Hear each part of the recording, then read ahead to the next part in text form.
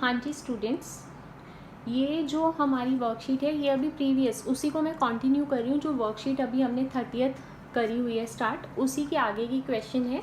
Question number 2। Triangle ABC is an isosceles triangle in which altitude BE and CF are drawn to equal sides AC and AB respectively. Mean triangle ABC है जो कि isosceles है। Mean AB किसके equal है? AC के equal.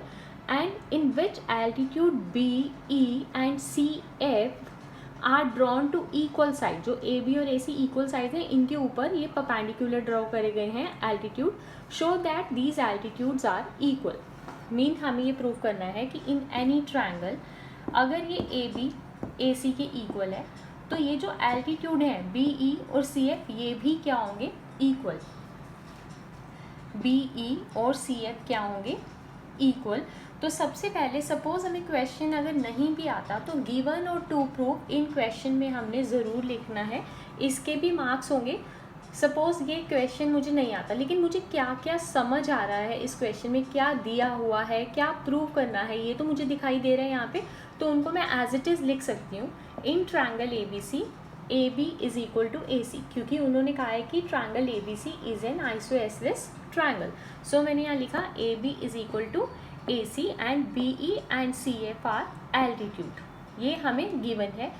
Proof क्या करना है मुझे? To prove BE equals to CF। इन्होंने ये पूछा कि एल्टीट्यूड इक्वल है, आप प्रूव करो, तो मैंने लिखा BE is equal to CF। अब कभी भी दो ट्रायंगल्स दी हुई हैं, कुछ ट्रायंगल्स दी हुई हैं, उनकी कॉरेस्पॉन्डिंग साइड्स या एंगल को अगर हमें इक्वल प्रूव करना है तो हम कॉन्ग्रुएंसी रूल अप्लाई करते हैं।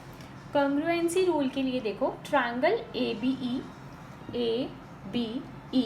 एंड ट्रायंगल ACF, ये दो ट्रायंगल्स लोगे, ABE एंड ACF, ABE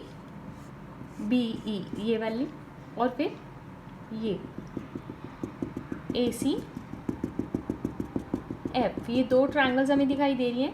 तो ट्रायंगल्स को कॉन्ग्रुएंट करने के लिए हम तीन चीज़ें लेते हैं, कुछ भी एंगल या साइड में से। तो मुझे ABE और ACF में एक तो एंगल A ही कॉमन दिखाई दे रहा है, दोनों ट्रायंगल्स का पार्ट है। एक तो एंगल A दिखाई दे रहा है कॉमन, फिर AB और AC गिवन है, ऑलरेडी गिवन है कि ये आइसोएसलेस ट्रायंगल है, so AB is equal to AC।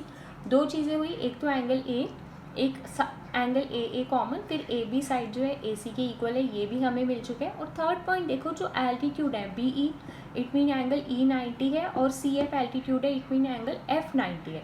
तो दोनों एंगल 90 डिग्री, मीन एंगल्स भी इक्वल हैं। तो ये मैंने तीनों राइट डाउन करे हैं यहाँ पे। Angle A equals to angle A common, angle E angle F each 90, और AB is equal to AC। अब जो हमने तीन चीज़ें यहाँ पे करी हैं, side, angle, angle. So triangle ABC is congruent to triangle ACF by AAS, angle angle side property. So उनके, अब जब ट्रायंगल्स कॉन्ग्रुएंट हैं तो उनके कॉरस्पॉन्डिंग पार्ट्स भी इक्वल होंगे। So BE is equal to CF by CPCT, mean congruent corresponding parts of congruent triangles, corresponding parts of congruent triangles. हमने यही चीज़ प्रूव करनी थी कि BE जो है CF के इक्वल है।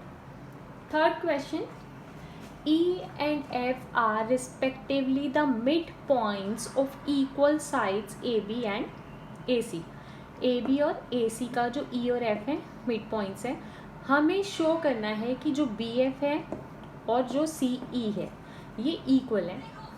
तो अगेन गिवन क्या है, ट्रायंगल ABC में AB जो है AC के इक्वल है, E जो मिड पॉइंट है AB का, और F क्या है, मिड पॉइंट AC का। टू प्रूव हमें प्रूव क्या करना है, BF is equal to CE, BF is equal to CE।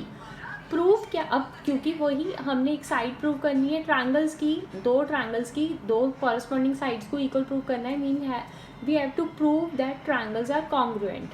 तो मैंने ली है triangle BEC and triangle BFC, नीचे की ट्रायंगल BEC एंड BFC। इसमें देखो, एक तो BC ही कॉमन साइड आ रही है, BEC में भी आ रही है, BFC में भी आ रही है, BC कॉमन। उसके बाद क्योंकि ट्रायंगल आइसोएसलेस है, ए बी ए सी के इक्वल है, so angle B is equal to angle C. दो चीज़ें हो गई, एक तो बी सी साइड हो गई कॉमन, फिर एंगल बी जो है एंगल सी के इक्वल हो गया।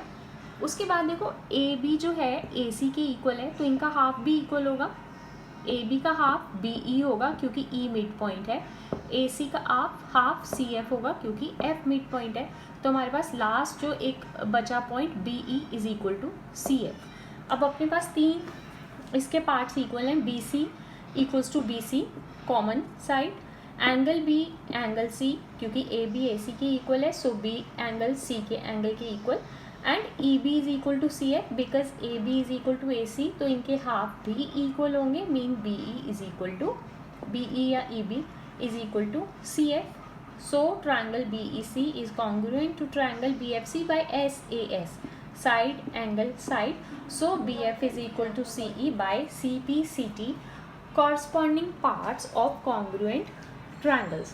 तो ये हमारी जो वर्कशीट में थी ट्रायंगल्स की प्रॉपर्टीज़ हमने करी है कि ये भी इस क्वेश्चन में था कि ट्रायंगल आइसोएसलेस है तो इनके जो एल्टीट्यूड है वो भी इक्वल होंगे।